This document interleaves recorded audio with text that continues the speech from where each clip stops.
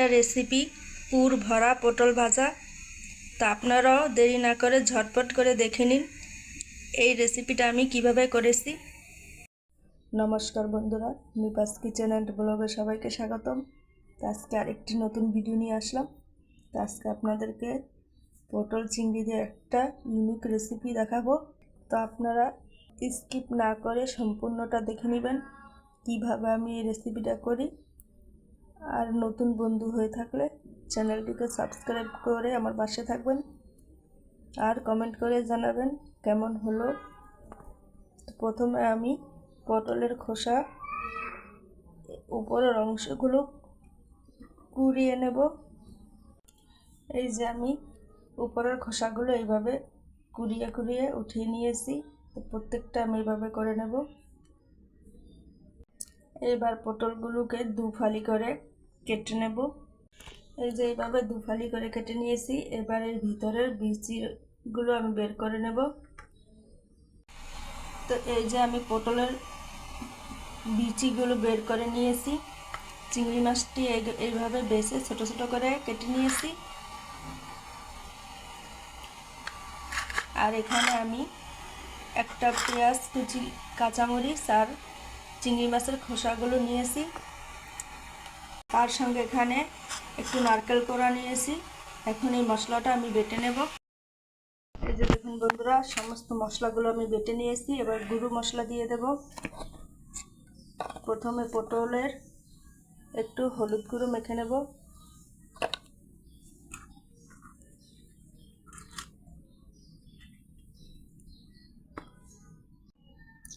অল্প একটু লবণ দিয়ে দেব।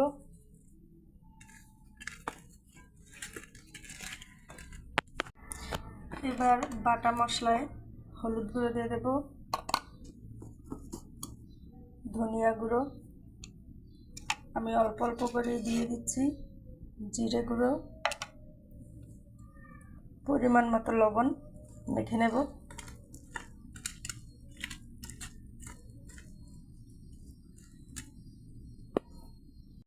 এবার এই পটলের ফাঁকা অংশগুলোতে এই পুরগুলো দিয়ে দেব।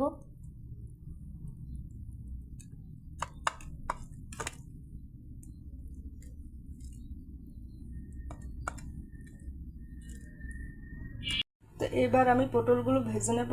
সর্ষের তেল দিয়ে দেব। আপনারা চাইলে সয়াবিন তেলেও ভাজতে পারেন। তেলটা গরম হয়ে গেছে। এবার পটলগুলো দিয়ে দেব।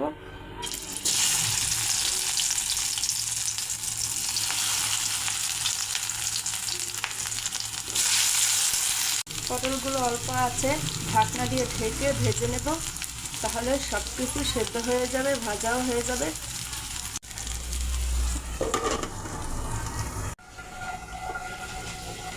এই যে দেখুন, এক পিঠ সুন্দরভাবে ভাজা হচ্ছে।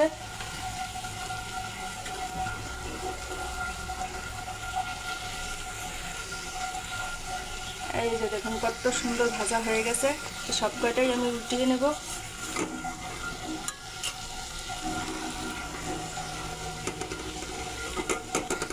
আবার ঢাকনা দিয়ে ঢেকে দেব।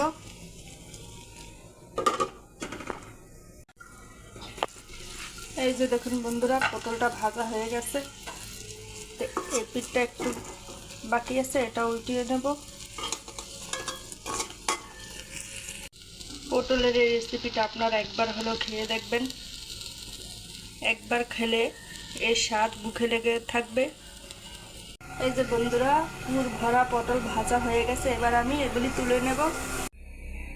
তো আপনারাও এইভাবে খেয়ে তারপর কমেন্ট করে জানাবেন কেমন লাগলো। তো ভিডিওটি ভালো লাগলে একটা লাইক শেয়ার করে দিবেন। তো এই পর্যন্ত সবাই ভালো থাকুন, সুস্থ থাকুন। নমস্কার।